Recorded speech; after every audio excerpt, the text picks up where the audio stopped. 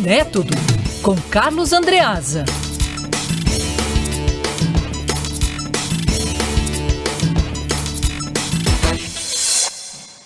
Agora há pouco a gente conversou com a nossa reportagem no Rio de Janeiro, que trouxe a informação do que está acontecendo na Alerj agora. O Wilson Witzel, governador afastado, desistiu de fazer a defesa dele. Agora 47 votos necessários para, se aprovado o impedimento, seja criada uma comissão de desembargadores e parlamentares para o julgamento do governador do Rio de Janeiro.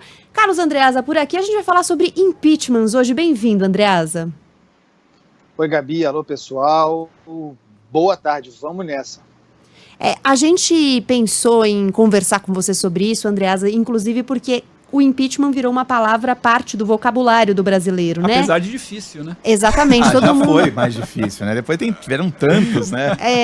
E a gente queria tentar entender um pouco melhor o que os impeachments têm significado. Claro que hoje tem outra dimensão, né? A gente está falando de um impeachment de um governador e não de um presidente da República, mas são, por exemplo, mais de um acontecendo ao mesmo tempo. O Rio de Janeiro, Santa Catarina também com possibilidade de afastamento do governador. Gabi, eu acho que impeachment, isso é uma obviedade, é uma solução extrema, né? Quando se banaliza o recurso do impeachment, talvez você tenha o sinal de uma sociedade doente, há algum grau de justiçamento político contido aí. Acho que nos últimos tempos isso se agravou muito em função do que eu chamo de espírito do tempo lavajatista, uma ideia de que se deve mesmo cortar cabeças inclementemente, muitas vezes atropelando o processo político, a força do voto, a escolha dos eleitores. Tem também, e acho que isso diminuiu com o tempo, sobretudo a partir dos efeitos do impeachment de Dilma Rousseff, mas tem também entre nós, perdura, um fetiche decorrente do impeachment de Fernando Collor, né, em 92. As pessoas associam, como se fosse efeito do impeachment, a temporada de bonança que veio depois, o crescimento econômico do país, algum grau de estabilidade, certamente a estabilidade monetária, mas só que esses fatos todos são derivados da existência do estabelecimento, do surgimento do Plano Real. Foi o Plano Real que criou essas condições, não o impeachment do Collor.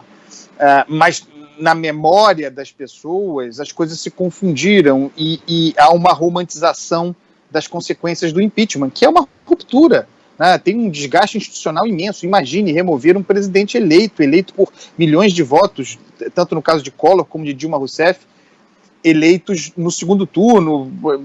É uma loucura, é uma solução extrema, mas que se tem banalizado entre nós.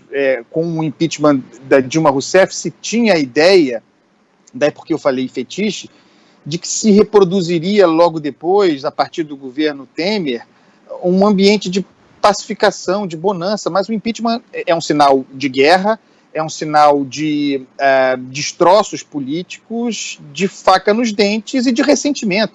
Os que caem não se conformam, os que assumem nem sempre têm condições, nem sempre têm um plano real para chamar de seu, nem sempre têm a estabilidade política que um plano real oferece. No caso de Michel Temer, veio o impeachment, por mais que tenha sido um presidente reformista, com alguns movimentos importantes na área econômica, a instabilidade política aumentou, a ideia de ilegitimidade do presidente, porque ele não for eleito na cabeça de chapa, aumentou. Nós tivemos, por exemplo, aquela revolta dos caminhoneiros, duas denúncias contra o presidente da República, algo inédito, oferecido pela Procuradoria-Geral da República, enfim, um ambiente de muita instabilidade que talvez nos tenha, pelo menos ofereceu as condições para que a gente se educasse sobre o impeachment como solução extrema. No caso do impeachment do Wilson Witzel, que eu tenho acompanhado com muita atenção, e que já está decidido, né? Agora é teatro, o Witzel caiu, se tornou ex-governador,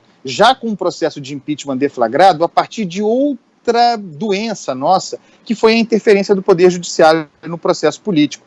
O impeachment já estava instaurado. O impeachment é uma solução ideal? Não é. Mas no caso do Wilson Witzel, me parecia incontornável. O que surge de denúncias contra ele em termos de corrupção, inclusive na janela da pandemia, o que torna a coisa ainda mais perversa, o que surge é imenso. Ele cairia de qualquer maneira. Processo político é ruim? Mas é o processo político, né?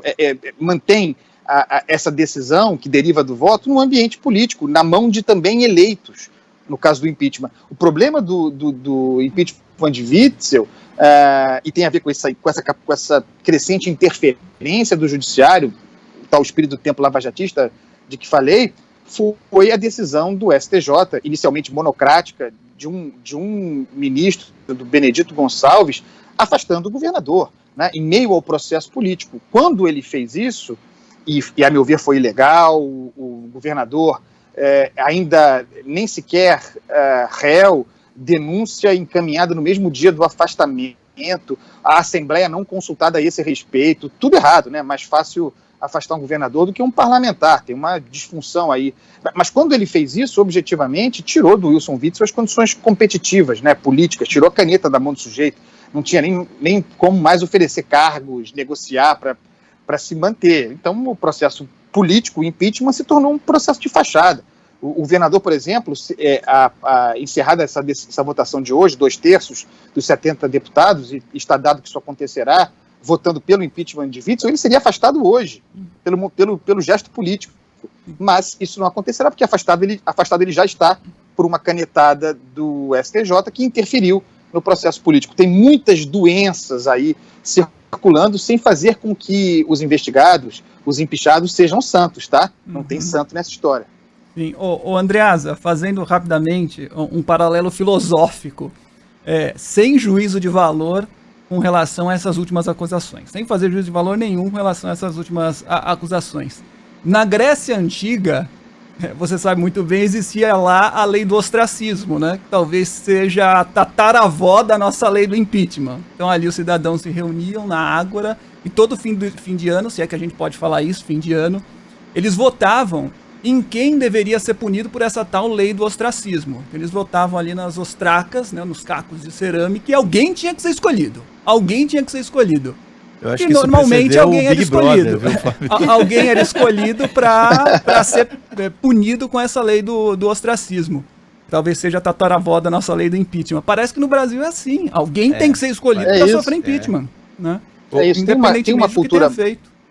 Uma cultura muito perigosa do justiçamento entre nós, né? De novo, não há santos nessa história, mas é sempre melhor respeitar o processo político, evitar traumas dessa natureza, mesmo no caso do Wilson Witzel, em que repito, o impedimento me parece incontornável, inclusive por motivos políticos, por os seus erros políticos, nesse caso parecidos com o de Dilma Rousseff. Não tinha base social própria, não tinha, portanto, base parlamentar própria, achou que poderia, mesmo assim, porque eleito, dar passos de independência, se tornou frágil, tudo indica que cometeu crimes bárbaros na janela, e aí está contra ele o processo de impeachment. Não sei se vocês tiveram essa informação, mas a gente falou mais cedo, a ação do Gustavo Sleman, aqui da rádio, da Band News FM do Rio, ele teve o trabalho brilhante de apuração de falar de procurar os 70 deputados dos Estados Unidos,